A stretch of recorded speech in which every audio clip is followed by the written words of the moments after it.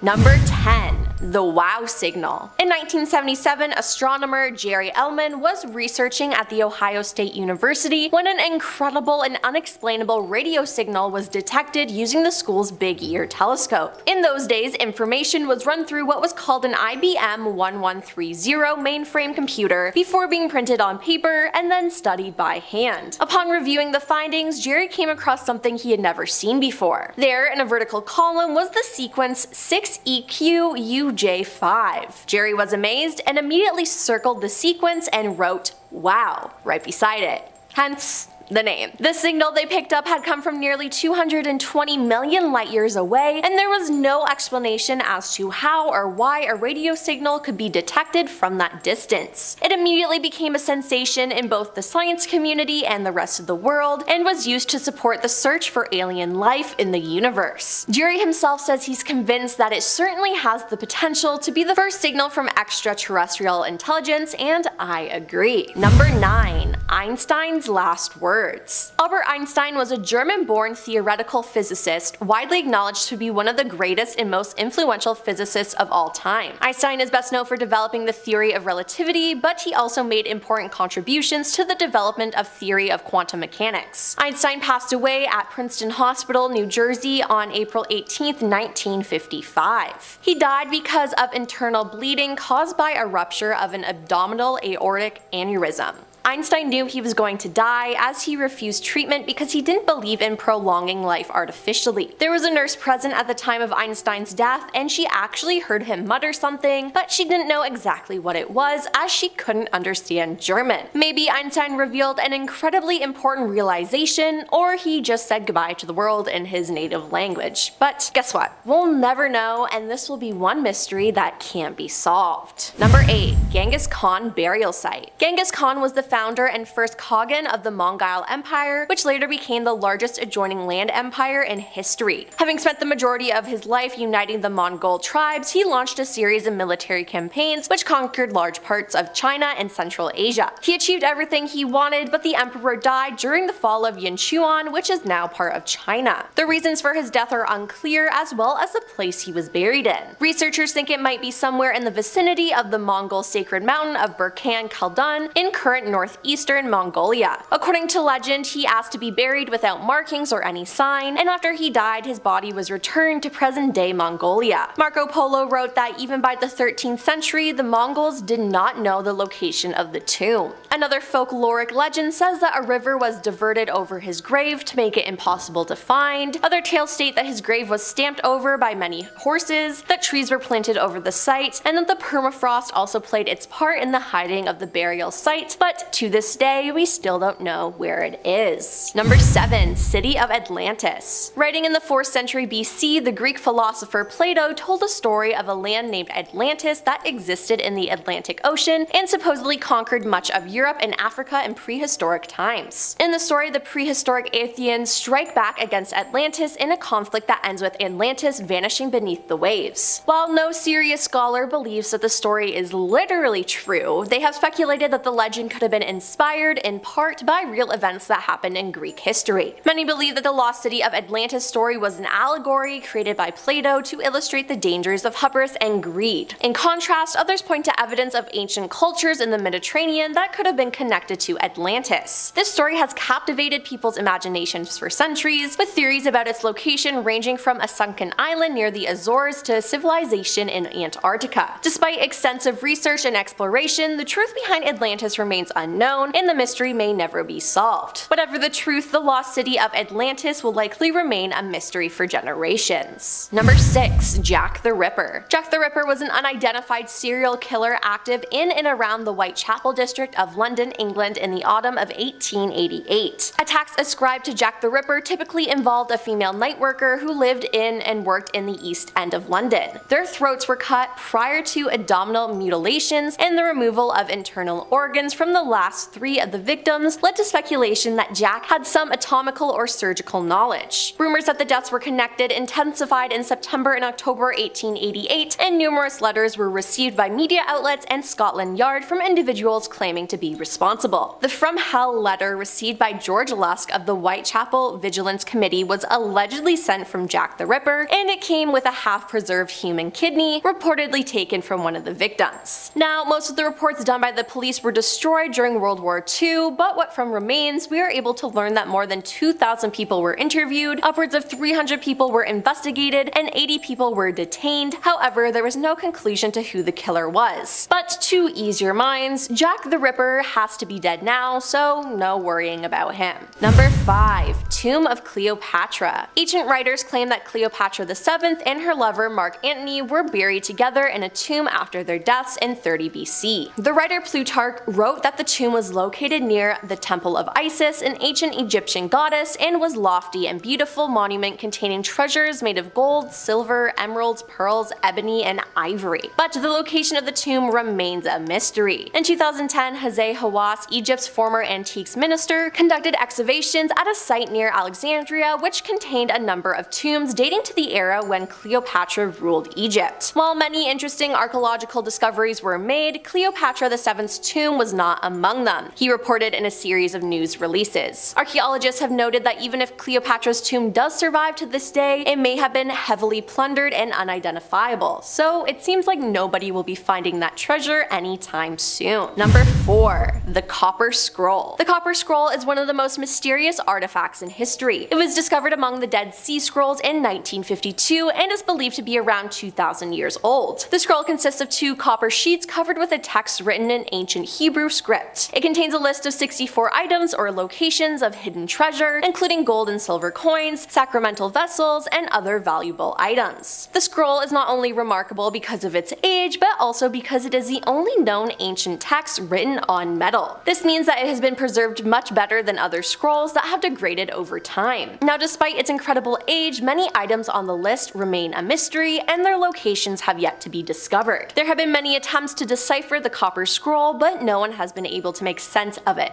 Yet. Some experts believe that the scroll could provide valuable information about the history of Jewish people in the region at the time, while others think it's simply a hoax. Whatever the case, the Copper Scroll remains one of history's greatest mysteries. Number 3. Julius Caesar's son. One of the most enduring mysteries of the Roman Empire surrounds the existence of Julius Caesar's son. Some sources claim that he was adopted by Julius Caesar and named Caesarion, while others allege that he was the illegitimate child of the Roman leader and Cleopatra. Regardless of which version of the story is authentic, there's no denying that the case of Caesarion has yet to be solved. The only evidence of his existence comes from ancient texts, which refer to him as both as an adopted son of Caesar and an illegitimate child of Cleopatra. However, none of these texts can be verified, leaving its true origin unknown. It's also unclear what became of him after Julius Caesar's assassination in 44 BC, leaving some historians to speculate that he may have had his life ended or gone into hiding. While the mystery of Caesarion may never be solved, it does make for an exciting tale to contemplate. Did he exist? What became of him? Was he ever genuinely recognized as Julius Caesar's son? These questions remain unanswered, but perhaps the truth about Caesarion will come to light one day. Number 2. The Sumerians. The Sumer are the earliest known civilization that was located in the historical region of southern Mesopotamia, aka current Iraq. Sumerians were the first to use a written language, they invented a number system, the first wheeled vehicles, sun-dried bricks, and irrigation for farming. But historians are not completely sure where they came from. They had an isolated language, meaning that it was not related to surrounding languages, so that makes it difficult to trace their journey. They suggest that the Sumerians may have come from North Africa, while according to some other data, they might have originated in Caucasus. There are even more theories, and it just shows how mysterious the origins of the people who created the first human civilization are. And coming in at number 1 is the Money Pit. The Oak Island Money Pit is a mysterious site on Nova Scotia Scotia's Oak Island that has been rumored to contain buried treasure. The legend of the money pit dates back to 1795 when 3 boys discovered a depression on the island and found a layer of flagstones beneath. What began as an innocent exploration quickly became a massive treasure hunt, with hundreds of searchers excavating the island for over 200 years. The money pit has been dug down more than 200 feet, but many believe that the treasure lies much more deep, like as deep as 500 feet. As the diggers have gone deeper, they've encountered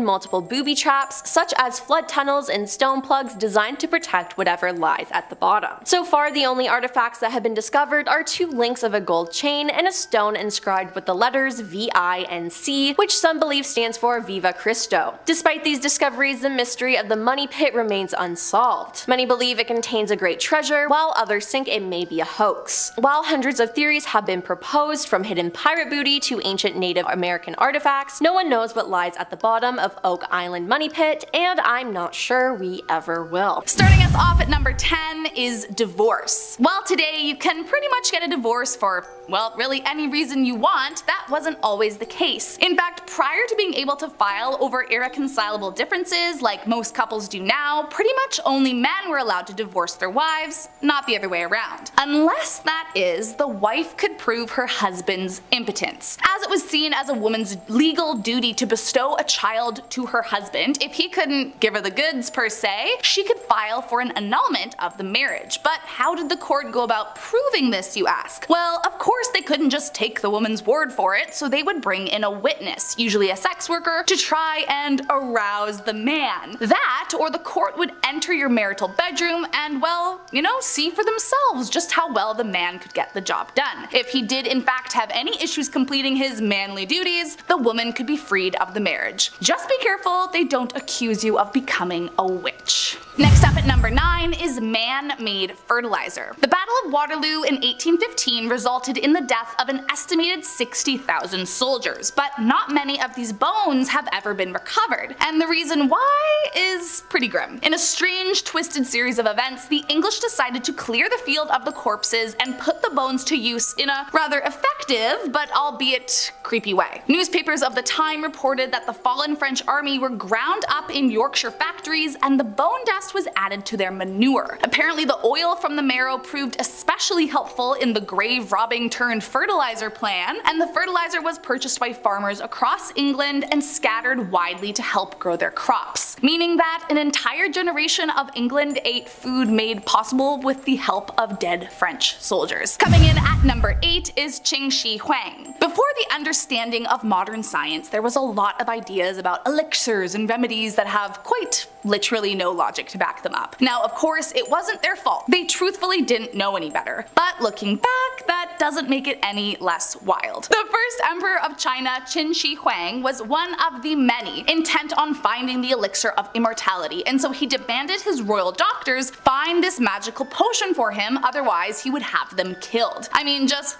real low stakes stuff. Eventually, likely under the duress of not wanting to be killed and also probably not knowing what they were doing, they offered him a magic potion that they promised would bring him eternal life. The magic potion, however, was actually just mercury, and the emperor ended up dying from poisoning himself. A bit ironic that in the pursuit of eternal life, he actually only made his life shorter. Coming in at number 7 is Henry Rathbone. During school, we all learn about John Wilkes Booth, who assassinated President Lincoln at the Ford's Theater in Washington. But did you know that that wasn't the only tragedy to occur due to that night's events? In the theater with Lincoln that night was his wife, along with Henry Rathbone, a military officer, and his girlfriend Clara. At the time of the assassination, Rathbone saw Booth and tried to save Lincoln, but Booth stabbed him before he could reach the president. Although he physically survived the attack, he left with a deep-seated guilt about not being able to save the president's life. 2 years went by, and despite trying to move on from the tragedy by marrying Clara and starting a family, his mind never fully recovered and he became more and more paranoid about the world around him. He began claiming to hear voices speak to him from behind the walls that would taunt him endlessly, until eventually they pushed him towards complete breakdown. Convinced it was the only option, Rathbone shot and killed his wife before stabbing himself in an attempt to take his own. But just like before, he survived the attack on himself. Eventually he was tried for killing his wife and sent to live the rest of his life in an asylum. Coming in at number 6 is an animal trial. So not only did they have trials over the impotence of a man, believe it or not, you could also take a literal animal to court in the Middle Ages. I kid you not. The whole kit and caboodle would be present. A judge, prosecutor, witnesses, a defense attorney. They truly took it very seriously. The reasoning behind it all, I suppose, was that at the time, law prohibited punishment without trial for everything and everyone. The first recorded instance was the prosecution of a pig in France in 1266, accused of eating a young boy. The pig was found guilty for his crime and executed as punishment. If that doesn't sound crazy enough, keep in mind the judge would hold the behavior of the accused animal against it. And if the court didn't feel the animal was acting properly, that was taken into account. These trials were only put on against domestic animals, as they truly believed, having been in the company of humans, they should know how to act. Now, not all animals were executed for their crimes. Some lesser criminals were merely excommunicated from the church or cursed and sent to live in the wild, but it's still crazy. I mean, honestly, I wish I was making this up. Coming in at number 5 is John Scott Harrison. Raised by the 9th President of the US, William Henry, and the father of the 23rd President, Benjamin Harrison, although John Scott himself never rose to presidential ranks, he did serve 2 years in Congress and was a prominent political figure in his time. But one day he decided politics wasn't really for him anymore and spent his last 20 years managing a farm in Ohio. After his death in 1878, his family gathered for the service and took great pains to protect his grave. At the time, grave robbing was at an all-time peak due to the demand for cadavers in medical schools. To avoid having his father be another subject of this, Benjamin had an unusually deep grave made and placed a massive stone that required 16 men to move placed on top of his casket. For extra measure, he then covered the whole ordeal in cement, then placed small wooden pegs below the surface of the covering so that he could tell if it had been disturbed. Oh, and he hired a security guard to watch it day and night for the next 30 days. After noticing a nearby family friend's grave had been exhumed, Benjamin and his nephew went to go and track it down. They managed to obtain a warrant for the Medical College of Ohio, and with the help of a detective went to retrieve the corpse of their dear friend. When they arrived, they found a dissecting room on the top floor, but to their surprise they couldn't find who they were looking for. Instead, they happened upon a body that looked strangely familiar, and when they removed the rags covering the head, they were horrified to discover it was the corpse of one Mr. John Scott Harrison. How the grave robber managed, we will never know. Next up at number 4 is La Custa. The Pax Romana is known for being one of the most peaceful times in history. The Romans had pretty much conquered what they set out to, and so they began to, just chill out for a bit. Then along came La Custa, esteemed maker of poisons and the world's first serial killer. Well, more like a hired assassin by the Roman Empire. Locusta was routinely caught poisoning people, and despite frequent arrests for her killings, was always let free.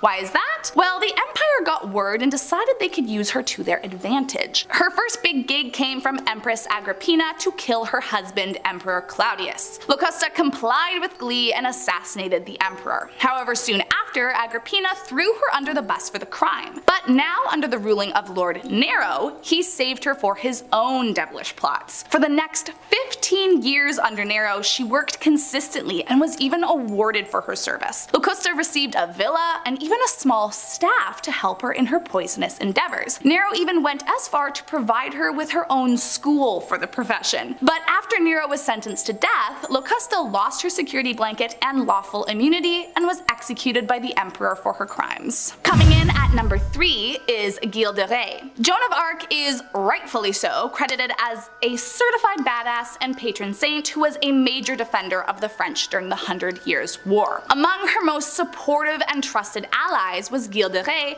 an esteemed knight in the French army who was appointed the highest military distinction one could receive at the time. But if he was such a big deal and close companion of Joan, why isn't he as widely celebrated? Well, that's because sadly he was actually super evil. By day he was defending France beside Joan of Arc, but at night he was into the senseless killing of minors in occultist rituals. Often he would lure the unsuspecting victims in with psychological torture, convincing them that it was just a game, before bludgeoning them and doing other cruel and unspeakable things to their corpses, supposedly using them for his rituals. Eventually he was found out and tried for his crimes, admitting to all his vicious acts and hanged as punishment. Although no one knows for sure, it's suspected he had nearly 150 victims. Coming in at number 2 is virginity tests. Back in a time when a woman was merely the property of her husband, there was one very important thing that needed to be assured before the wedding night: that she was pure. Mostly because it was believed that the consummation in fact kind of sealed the whole husband owning his wife deal, and if she had done it with anyone else, she didn't really belong to him. Charming. So to ensure that their potential wife was worth the dowry, suitors would perform virginity tests on their brides to make sure they weren't getting a second-hand woman, if you will. Such tests included inspecting their urine, as it was believed a virgin's urine would be clear. Other times they would give the woman a special potion, and if she could refrain from peeing, she was a virgin, as if a bladder was any indication of that. Sometimes a physician would be hired to inspect the woman's downstairs area, as they believed they could literally just tell by looking at it. Most common though was to inspect the sheets after the marriage was consummated. If there was blood, hooray, a virgin. If not, well then it was assumed she was a liar and her husband was legally entitled to compensation for being swindled into marrying her. And last up today are syphilis zombies. Sometimes it's easy to forget just how much antibiotics have changed the world around us. While nowadays a shot of penicillin can keep an early onset of the STI at bay, back in the day it could quite literally be the end of you. In fact, in 1494, Italy experienced one of the worst outbreaks in history, and if you didn't know any better, you might have thought it was a zombie apocalypse. Of course, before there was any kind of real understanding about how these types of diseases could be spread or caught, people were, let's just say, having a lot of fun with each other. But on the flip side of that, if they caught the infection, it would cause flesh to literally dissolve off their bodies until their inevitable death within a few months. It was also widely believed that bedding a virgin could cure you of the disease, so that's fun. Apparently, it was not uncommon to witness people missing hands, feet, eyes, noses, or look as if they'd been dropped into a vat of acid while walking down the street. Also remember that it took a few months before the disease actually killed them, so they were just living in excruciating pain while their flesh was slowly eaten away, in some cases right down to the bone. With that image in mind, it does make a little bit more sense as to why they believed you would go to hell for premarital relations. Like, I kind of get why they thought it was the devil punishing you for your sins. Thank God for antibiotics. Shall we? Starting us off at number 10 is the Judas cradle. The medieval times are known for a lot of stuff, and one of those is their insanely gruesome torture devices. Back then, if you'd found out you were facing the guillotine, you could actually breathe a sigh of relief, because trust me, there were far worse ways to die. One of these horrific devices was called a Judas cradle, and was used to interrogate prospective criminals into talking, and often would result in their death one way or another. Victims that faced this torture would be stripped of their clothing, bound, and then lowered slowly onto a pyramid-shaped spike that, depending on your downstairs parts, would be aimed at different areas, I'll just say. Any movement at all would only make the pain worse, so if you weren't telling them what they wanted to hear, they would often rock the victim back and forth, tearing them further open, and they would keep victims here as long as it took, sometimes even overnight. But what about the death part? Well, if you didn't die from injuries received during the torture, or frankly just blood loss, then most died from infection. You see, the spike was never really cleaned, so there was a whole horde of bacteria and disease that would settle onto the spike, inevitably seeping into the victim's nether regions. Ah, how fun, right? Next up at number 9 is cruentation. The Middle Ages had many interesting ways to handle justice, much of which I think we are all incredibly grateful is illegal nowadays. One of these such practices was called cruentation. Essentially back then they believed that corpses retained a tiny spark of life after death, and so they were therefore revered as magical entities. Just imagining that they saw rigor mortis and decided that the corpse was somehow still alive. But how did this involve their judicial system? Well, with the idea of using the corpse's magical powers to their advantage, they would place an accused killer in contact with the corpse of their alleged victim. And if the corpse started spontaneously bleeding when the convict was in its presence, it was seen as confirmed evidence that they were guilty of the crime. This actually remained a completely legal practice until the late 17th century, but thankfully somewhere down the line they figured out that maybe a dead bleeding body couldn't be used as proof to convict someone of killing. Next up at number 8 is slug soup. Listen, I love just about all the creatures on the planet, and I don't have it out for slugs or anything, but I have never been able to look at one without feeling nauseous, so this actually sounds like a personal version of hell to me. During the Crusade battles, Muslims became popular for using aconite to poison the Crusaders. This was obviously causing quite an issue, as at the time there was no known cure. That was until one day when 14th century doctor Guido de Vigevano noticed some slugs munching away on an aconite leaf, and he had the biggest light bulb moment of his career. He collected slugs and boiled them before using the boiled sludge and turning it into a soup. First he tested it on animals, and after successful results there, he decided to try it out for himself. After a bit of trial and error, it turned out to make quite a successful antidote to the poison. But man oh man, does it sound incredibly disgusting. But still, better than being poisoned, I guess. Coming in at number 7 are transy tombs. In the Middle Ages, the practice of memento mori, meaning remember you must die, was huge. Memento mori was practiced in many ways: open caskets, churches filled with skeletons of the dead, and years later developed into things like photographing the dead. Their keen attachment to this philosophy likely stemmed from the sheer amount of people dying so frequently due to the overall lack of hygiene, so they had to come to terms with death in a much more peaceful sense than maybe we do now. One of their favorite ways to practice memento mori, however, was with transy tombs, which were funerary monuments that depicted the deceased in a stage of eerie decomposition. As you can imagine, they were costly, so usually they could only be resurrected after those with high standing or a small fortune in the bank. At the time, there was an existing belief that the earthly body was merely a transition vessel of the soul, and that after death the spirit would be resurrected. And so in creating these tombs that resembled the decomposing dead, they figured it would help the soul move on more quickly. And while I'm not opposed to all of the reasons behind it, from the modern lens, it is a bit morbid to have statues not only resembling the dead, but looking like zombies lining the streets, and I'm just glad this practice went out of fashion. Coming in at number 6 is bloodletting. Back in the day, the medical practice of bloodletting was used by medieval physicians as they believed it would literally let the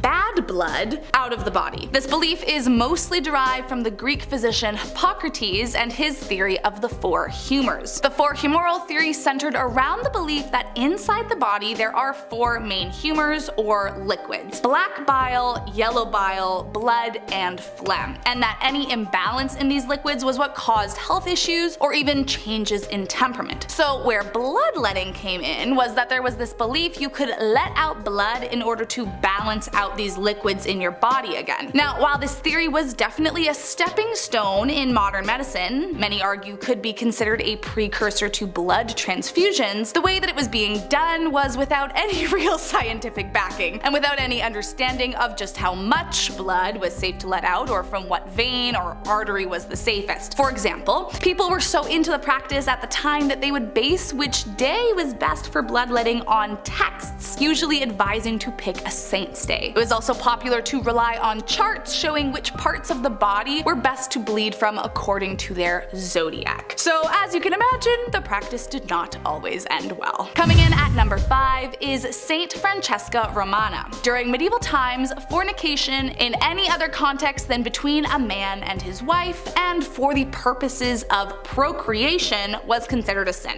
punishable by life in prison. Now, of course, there were many people that did not take this to heart, but there was one woman who very much did. Francesca Romana. For as long as Romana could recall, she always wanted to become a nun when she got older, but as happened all too frequently back then, her father forced her into marriage at the age of 13 as the man in question was extremely wealthy. At first, she was incredibly reluctant, but after she allegedly received a vision from Saint Alexis, she changed her tune and became a dutiful wife, and even perhaps grew to like her husband. But this didn't change Romana's belief about the sins revolving what went on in the marital bed, so in private, wishing to remain spiritually chaste even if she couldn't be in her physical body, she would heat pork fat and burn her nether regions to ensure that she would remain in extreme pain throughout the act and never enjoy a minute of it. This was the only way she believed she could commit the act without sin and remain in the good graces with God.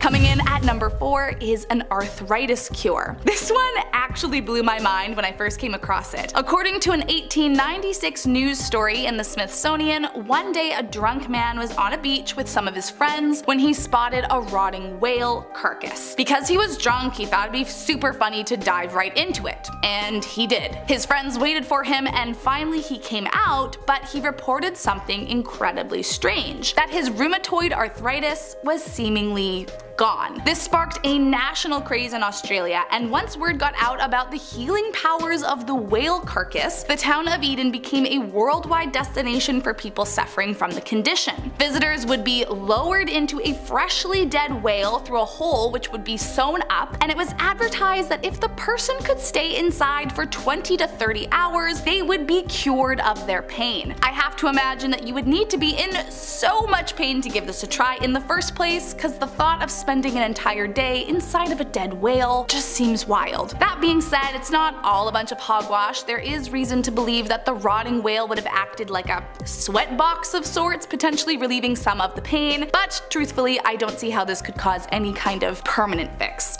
Let's just be grateful there are some other options out there today. Coming in at number 3 is a brutal execution. As has already been established, one of medieval Europe's most notorious strengths was figuring out the most gruesome way to either torture or kill their citizens. And if you thought that the Judas cradle was bad, then wait until you hear about this one. To be hanged, drawn, and quartered was a method of execution far worse than any other. At least with practices like the guillotine, it's over quickly enough, but with this one it was quite literally drawn out just to make you suffer. First off, the victim would be tied to a wooden panel and dragged, or drawn, behind a horse to their place of execution. Second, they would be hanged until the point right before they died. Then they would mutilate the body, often by disembowelment or emasculating it, while they were still alive before finally beheading them and quartering the body, meaning cutting it into 4 pieces. It was intentionally excessive as this was a punishment saved for those who committed high treason against the king and was used to instill compliance and fear in the onlookers. It was most popular in 14th century England, although it remained in the rotation of choices until it was abolished in 1870. Coming in at number 2 are changelings. Across Europe, there was an old belief in changelings, which were thought to be evil creatures left in place of young ones stolen by fairies. This was a huge problem for many reasons. Number 1, it was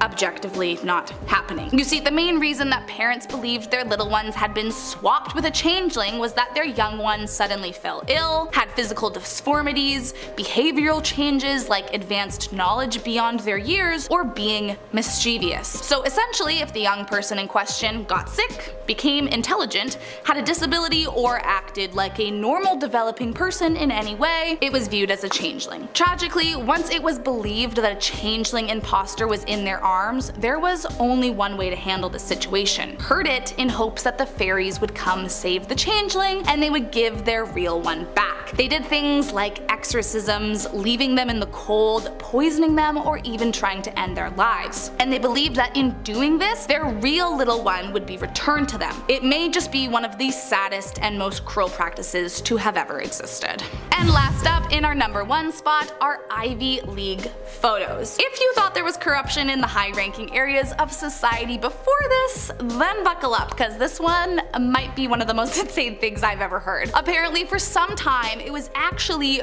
required for students enrolling in Ivy League schools to have their photos taken in a grotesquely inappropriate fashion. To put it delicately, you are not allowed to be dressed. This dark underbelly came to light in the 1970s when a Yale employee opened a long locked room and discovered thousands of photos dating back several decades. It was then uncovered that between the 40s to the 60s, it was a requirement to submit what they called posture photos, which were taken from every single angle and forced the subjects to attach pins to their spines under the guise of studying their spines. Some schools, however, practiced longer. Harvard, for example, began in the 1880s and got away with it until the 20th century. Of course, there was a huge investigation about this, and they found that the photos were used in various studies for big tobacco, or that they would use them in books for illustrations. But the creepiest was a professor that admitted the photos were used for anthropological research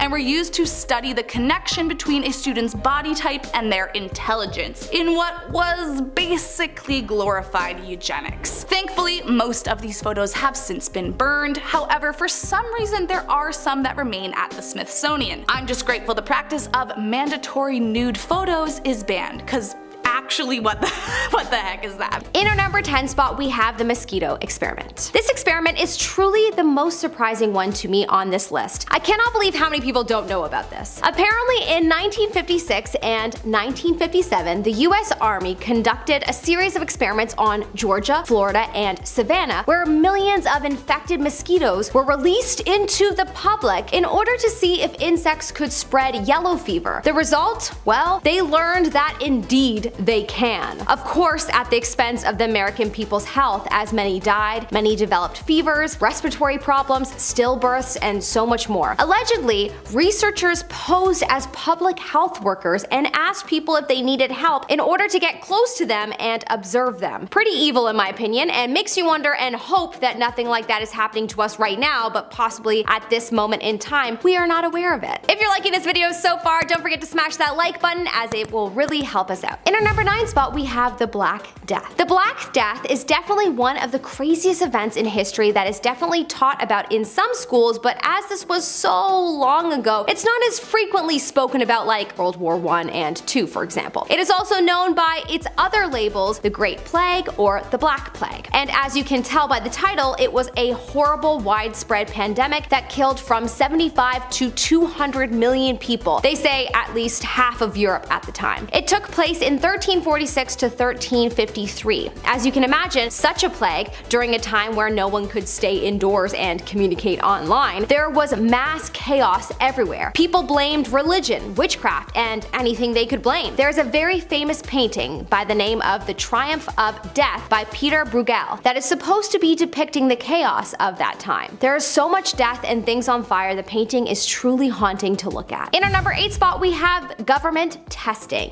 In 1954, the US government performed a series of nuclear tests in the Pacific Ocean called Castle Bravo, and the explosion occurred a little too close to the Marshall Islands, and it heavily impacted the people there. The Marshallese people had radiation poisoning, beta burns, and of course, as you can imagine, many developed cancer. After this event, the US created a new project called Project 4.1, where they examined and studied the after effects of the explosion on the Marshallese people, and many wondered, was the explosion perhaps perhaps on purpose so that the US could study the effects on these people. Now that would be a truly horrific thing if proven to be true, not that anyone would ever be able to find that out, but regardless, why don't more people know about this very serious event in history? I bet you the Marshallese people are still dealing with after effects. In our number 7 spot, we have the Nanking Massacre. The Nanking Massacre took place in 1937 to 1938, and even though it was only 1 year, a significant amount of damage was done. This was a time when the Japanese Imperial Army invaded Nanjing, China, and a series of killings and many other brutal forms of torture took place. It has been estimated that over 300,000 died, and the women were ordered to do unspeakable things to their offspring. It's quite horrific, so I cannot go into detail, otherwise YouTube will censor the video, but it's wild to me that not many know about this horrible event in history. In our number 6 spot, we have the Great Leap Forward. In Canada, we are taught a little bit about world history and then our own Canadian history, but I was never taught about this catastrophe, so I thought I would include it in this list. If you were taught this, then that's good, because this is definitely an event that everyone needs to know about. Between 1958 to 1962, a policy was put in place implemented by Mao Zedong, who was the chairman of the Communist Party in China, and this policy led to the death of up to 45 million people. How was this policy even implemented? Well, under the disguise of distributing the wealth and making everyone equal as a sort of utopian paradise, so that their country could surpass their competitors. But this quickly turned into people not being given food, which led to a projected 25 million dying of starvation, and when incentives to work were removed, violence was used to motivate people. Oh, and did I mention that food was only given to those that followed the party's every order? Pretty horrific and crazy to think that my mom and dad were alive when this happened. It was not that long ago. In our number 5 spot, we have the Taiping Rebellion. The Taiping Rebellion, also known as the Taiping Civil War in 1850, was a massive civil war that took place in China. The French, British, and American mercenaries were all involved. The country had suffered some major disasters, natural and economic, before the rebellion began, so as you can imagine, they were quite vulnerable. Also, apparently the Europeans brought an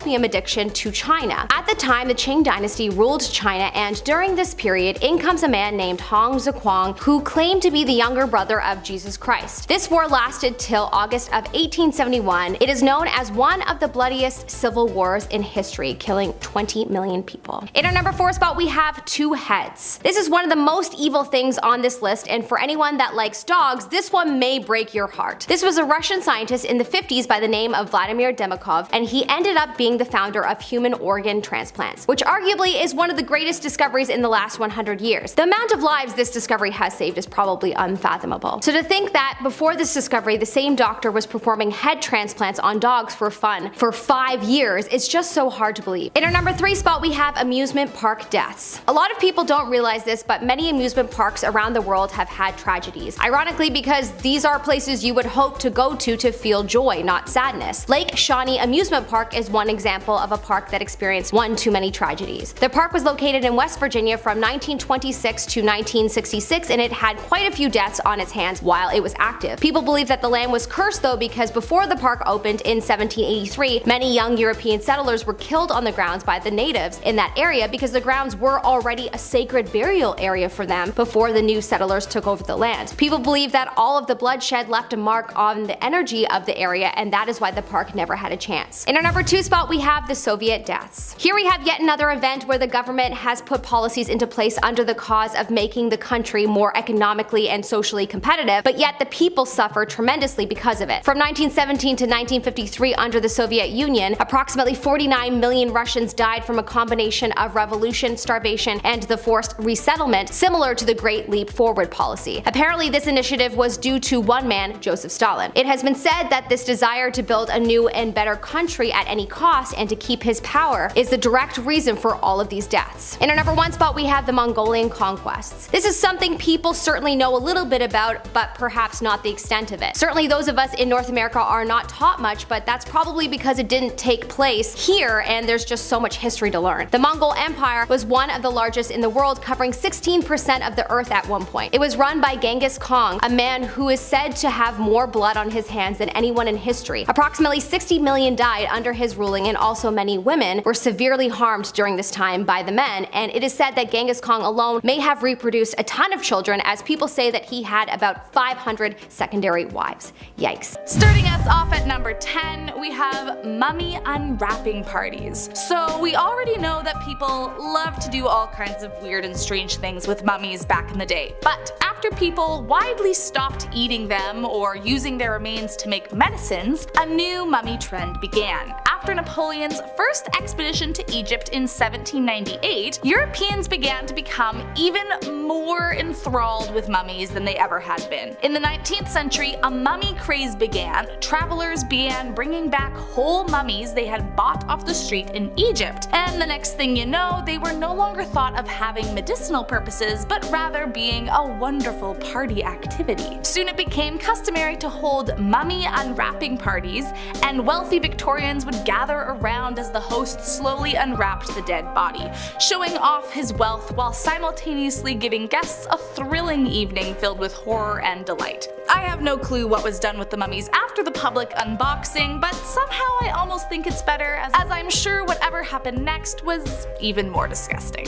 Number 9. Bomb shadows. We all likely know and were taught about the devastating bombs that were dropped on Hiroshima and Nagasaki that killed 226,000 people in 1945. But one thing that you may not have learned about was what those bombs left behind. Apparently, as the attack was happening, the light and heat from the weapon was absorbed by the people and the objects in front of it. The surrounding light and heat then ended up bleaching the areas of the ground where nothing had been, leaving objects and people-shaped marks on the pavement. They became known as the shadows of the dead, and even now, after nearly 80 years, some of the shadows remain stained into the pavement and walls all over the city, as a reminder to the human capacity for destruction. Coming in at number 8, Vlad the Impaler. Born into a royal family in 1431, Vlad III was son of Vlad Dracul, the ruler of Wallachia at the time. During this time, Transylvania faced a lot of battles and bloodshed as the Ottoman Empire kept trying to push west towards Europe, and the Christian Crusaders marched eastward towards the Holy Land. In 1442, Vlad Dracul was called to a diplomatic meeting with the Ottomans and brought with him his sons. But the meeting was a trap, and all three were arrested and held hostage. The father was granted to leave as long as he left his sons behind, and he agreed. So for the next few years, Vlad and his brother were trapped and tortured, although they did also strangely tutor the men in science, philosophy, and art, as well as turn them into warriors. Eventually, his brother and father both died, and Vlad was released. Soon after, he became the leader of Wallachia, and when the city of Constantinople fell to the Ottomans, Vlad led the force to defend his land from an invasion. It was during this time he became known as Vlad the Impaler, as he often used metal or wooden poles to impale invaders right through their chest, or sometimes he would even insert it vertically up the victim until it pierced through their shoulders, neck, or mouth. While well respected, he became notorious for killing thousands of people, and eventually became the inspiration for Bram Stoker's 1897 novel Count Dracula. Coming in at number 7, incubators. Nowadays, incubators are seen as life-saving devices for premature newborns, but shockingly, this was not always the attitude towards them. During the early 20th century, most physicians kind of held the belief that premature infants were not meant to survive, and so they were tragically just kind of left to die in most cases. But Martin Cooney held a different belief from his peers and wanted to try and change the narrative. But in order to do so, he had to make it a spectacle. One thing that people loved to do back in the day was gawk at the unusual, laugh at the different, and it's for that very reason that sideshows existed. So in order to save the lives of the preemies, Cooney decided to display them in what he called hatcheries as a sideshow in Coney Island. For a quarter, visitors could gaze upon the peculiar and small young people, and over the years he managed to save more than 6,500 lives by packaging up their safety in a swallowable pill for the times he lived in. After so much success, doctors started coming around his ideas, and now they are used by hospitals around the world. Next up at number 6, Pharaoh Pharaoh Pepi. Although the exact timeline is up for debate, somewhere around 2278 BC to 2216 BC, Pharaoh Pepi II reigned in Egypt. The ruler succeeded the throne at age 6 and became widely known as being one of Egypt's most demanding kings, which comes with little to no surprise that a literal first grader being given the power of a pharaoh affected his ego in a negative way. Often he demanded outlandish tasks of his slaves and subjects, but most strange of all was his practice to keep flies off of him. Apparently he hated flies more than anything in the world, so Pepi would force several slaves a day to be covered head to toe in honey and then stand naked by him in hopes to attract the bugs towards them and off himself. By the end of their days, his slaves would be covered in bites, boils, and sores caused by the countless insects that swarmed to them, and soon they would often succumb to diseases like malaria. Later on, flies actually became more or less a creature of high esteem for the Egyptians, becoming a symbol for persistence and tenacity, but for the near 90-year or so reign under Pepi, they were apparently the worst creature alive. Coming in at number 5, a cat phone. In 1929, a pair of scientists at Princeton University had a question. They wanted to test out how the auditory nerve perceives sound. But in order to test that, they had to find a subject. Now, as you can imagine, not too many people were lining up for this, so they ultimately decided to perform the experiment on a cat. The cat was heavily sedated prior to the operation, where the scientists cut out parts of its brain before attaching one end of a telephone wire into its auditory nerve and the other end into a receiver. Shockingly, the cat survived the operation and the scientists went forward with their experiment. To their delight, they discovered that if you spoke into the cat's ear, you could hear it perfectly through the receiver. But their initial success was not enough for them. Next, they had to know if it worked once the cat was dead. So they killed the cat to test their theory, but sadly the cat phone no longer functioned without access to a functional brain. Despite its rather gruesome story, the two did actually contribute to a valuable understanding of the brain and helped future researchers in development of cochlear implants. So at least it wasn't all in vain. Coming in at number 4, death photography. Memento mori means remember you must die. For centuries, trinkets were used to keep the thought of death close and to help the living through their grieving process. In Victorian times, this looked like lockets filled with hair of the dead, a mask of your loved one created out of wax, or by having paintings and sculptures made in their memory. But all of a sudden, a new invention came along that led to creating an all-new kind of memento mori, the photograph. As its popularity increased, the price of having your photo taken was all of a sudden cheaper than a portrait, and many began using this new technology to keep the essence of their loved ones preserved forever. Next thing you know, families are getting photos taken with their dead family members, and for many, it was even the first time getting a photo taken. The dead were sometimes propped up to look alive, while other times eyeballs were painted on after it developed to give them a more lifelike look. The pictures would be hung in the house just like any normal family portrait and served as a reminder to the family of the ones they lost. Thankfully, the practice went out of style as healthcare began to improve and less people were dying so young. Coming in at number 3, gibbeting. During medieval times, the practice of execution was really just an average Tuesday afternoon, and even darker was that it was pretty common practice for criminals to be left on the gallows after they were hanged, as sort of a warning sign to the others in the town. But another form of torturous death they made criminals endure was called gibbeting. The ancient practice consisted of humiliating and hanging a criminal from a large post, but unlike being hanged, the convict was stuffed inside a small cage that was left dangling in the air. The victim would be put in the cage completely alive and essentially left to rot, while people of the town gathered round to witness the spectacle, often even torturing the criminal in their own ways. Eventually, after starvation, cold, and muscle atrophy, they would die and their rotting bodies would be left inside the hanging cage for weeks, sometimes even years, until nothing but their skeletons remained inside. Eventually, the practice was outlawed by the mid-1800s,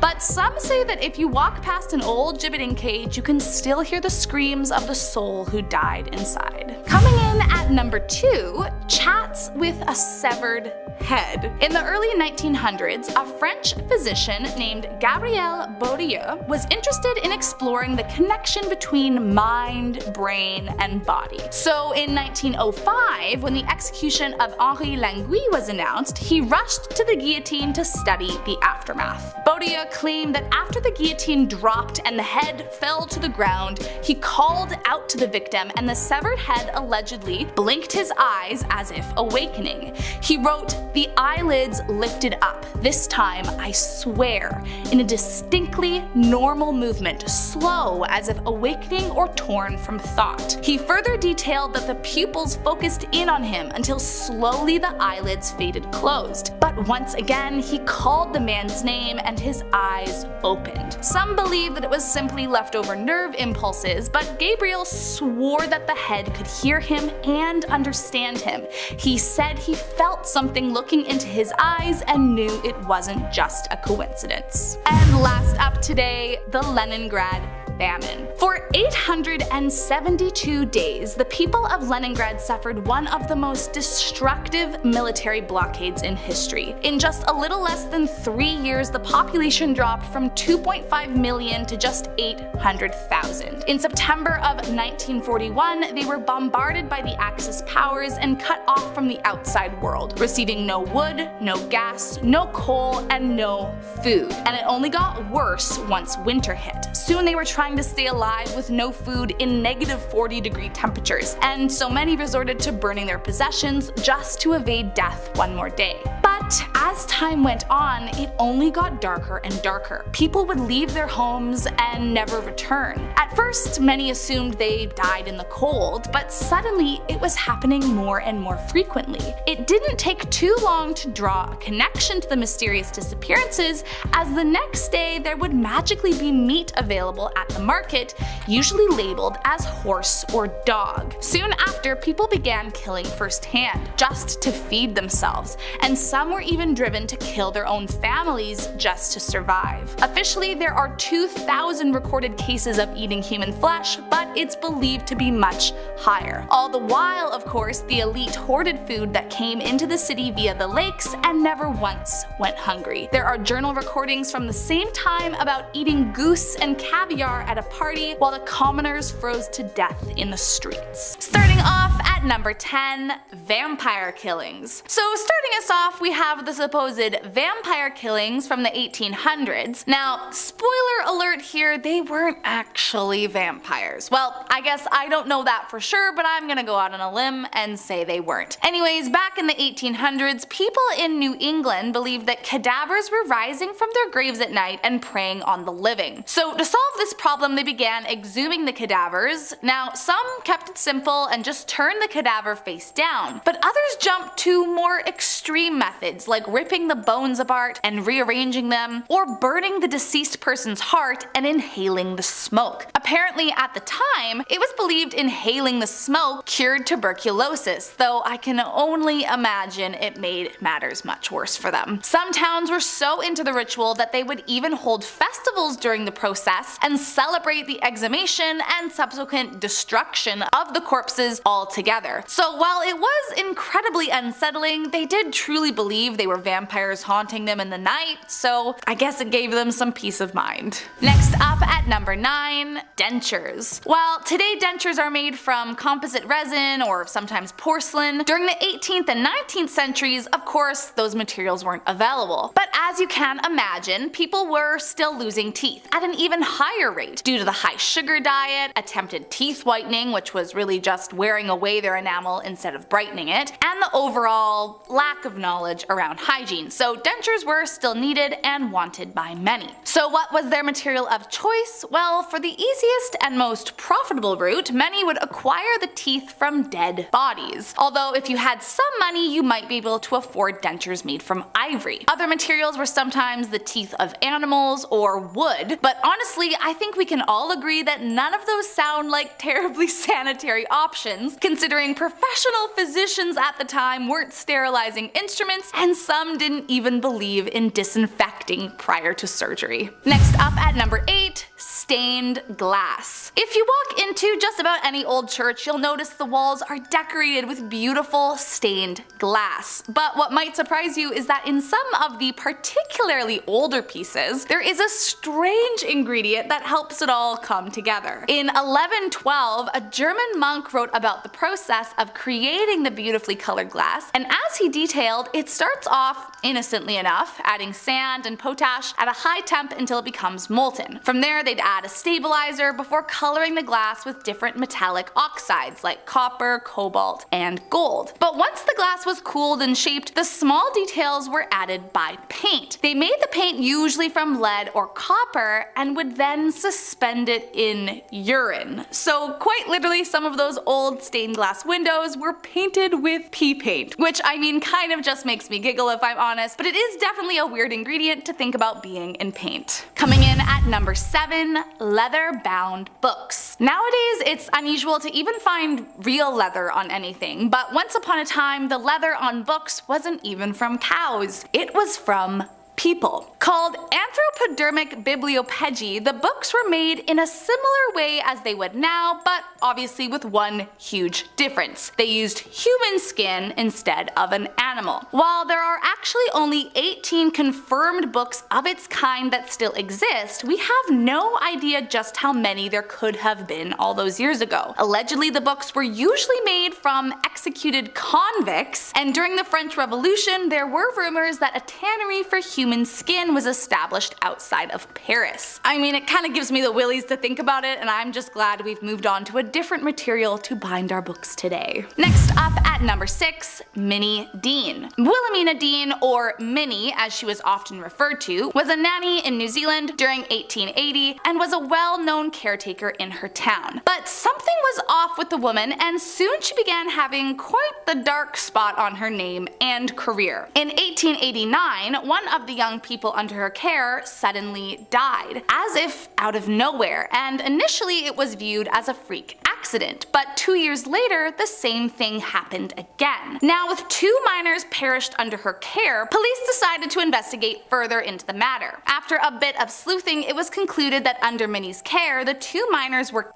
as she was attempting to take out life insurance on them. Police immediately took the remaining young boy in her care, finding it in dirty clothes and drinking curdled milk. By 1895, the investigation into her crimes continued, and she was spotted trying to flee on a train with another victim in her arms. And when police searched her house, they found 3 more covered up victims. Eventually found guilty for all her crimes, she was the first and only woman ever hanged in New Zealand. Next up at number 5, radiation test subject. In 1999, a man named Hisashi Uchi was a power plant technician, and he became known for being exposed to the highest amount of radiation of any human in history. While working at the Tokamura nuclear power plant, after a lack of safety protocols, improper training, and just an overall pressure to meet deadlines, Uchi and his coworkers made a terrible error. They mistakenly mixed an incorrect measurement of radioactive materials into the wrong tank, and as you've probably figured out, it caused a near fatal burst of gamma rays. Hisashi, who happened to be the closest to the incident, was brutally injured and sent to the hospital. Once he was there, it was discovered he had no more white blood cells, so essentially meaning that he had no remaining immune system. And despite being in intense pain with a rapidly deteriorating condition, doctors kept him alive under the family's request. So for 83 days, Uchi remained alive, being used as a test subject for experimental radiation treatment by the doctors, which, I mean, in their defense was the request of the family, but still, he endured several cardiac arrests, lost all of his skin, and suffered brain damage as well as organ failure. One of the last things Uchi ever said was, quote, "I can't take it anymore, I'm not a guinea pig." And then finally, one more cardiac arrest released him from his torture. Coming in at number 4, mumia. Most widely practiced between the 12th to the 17th century, although there were a few cases in the 18th century that pop up, mumia was widely used as a means of medicine in many European countries. Now, if you can't tell by the name, mumia is creepily just as it sounds. The use of human remains means to fix a living person's ailments. It was believed by many of the top physicians at the time that ingesting certain remains prompted the medicinal power of the mummy and could cure things like coagulated blood, pain, coughs, inflammation, cramps, and even heal open wounds. Now, they didn't just sit around eating the carcass directly. Instead, they would either grind the bones into a powder and drink it from there, or drink an extracted liquid from the embalmed individual. In fact, it was so popular at one point that it's believed the reason there are so few mummies these days is because of the high demand of flesh at the time. Coming in at number 3, James Jameson. One of the heirs to the Jameson whiskey family fortune,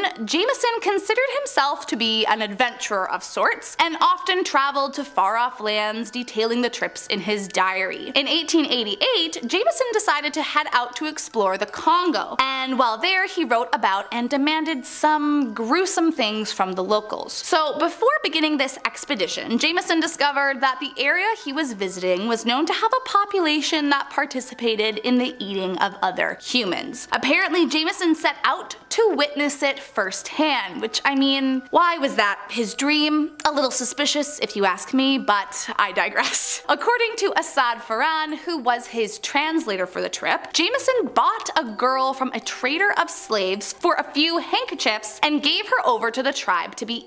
Allegedly, he didn't pay the tribe directly, but in a roundabout way, he did sort of pay to have this girl. What's even more gross is that he proceeded to draw and paint watercolors of the gruesome event while it happened, which again, just wrong on so many levels. Coming in at number 2, Cambodian Barbies. You may have been taught about the Khmer Rouge in history class, but if they don't ring a bell, essentially they were an extreme communist regime in Cambodia that held government between 1975 to 1979. They were known for being extremely cruel and committed some of the most horrifying acts of genocide in history, with nearly 2 million perishing under their ruling. Now, during their radical rule, the entire country was isolated from all foreign influences. This included closing schools, hospitals, factories, banks, foreign agriculture. They believed this would stimulate the rebirth of the country, but of course, all it did was send it into desolate famine and poverty. Led by a man named Pol Pot, the people of the country could not forage for food, despite the fact that everyone was starving, and anyone who disobeyed the orders was killed. Apparently, as the people became more and more desperate, they began to turn to folk magic, turning Barbie dolls into smoking talismans for luck. Thankfully, since its dissolution in 1999, all the leaders have been jailed for their atrocities, and the people are freed from the genocidal regime. And last up in our number 1 spot, the Rabbit Woman. Her name was Mary Toft, and in 1726 she became known throughout Surrey, England as having been the woman who gave birth to rabbits. Now, I know what you're thinking, that isn't possible. And you would be right, but still the story of how she convinced people it was real was crazy. Apparently Toft was actually pregnant at one point, but miscarried, and it could have been this that sent her into her madness. Toft began declaring that she was giving birth to various animal parts, and so her local doctor became involved in the case. At first, everyone actually believed her, as in fact a rabbit did, well, come out of her. And with a doctor backing up her claims, the king and his royal surgeon got involved. Unlike her local doctor, the king's surgeon was skeptical, and after discovering corn inside the stomach of one of the rabbits and hay in their droppings, it proved the animal hadn't developed inside Mary. Eventually, Mary Toft admitted to the hoax and explained that she had manually inserted the animals inside her to make the delivery as realistic as possible. She was immediately imprisoned for fraud, and the medical community was ridiculed for having been fooled.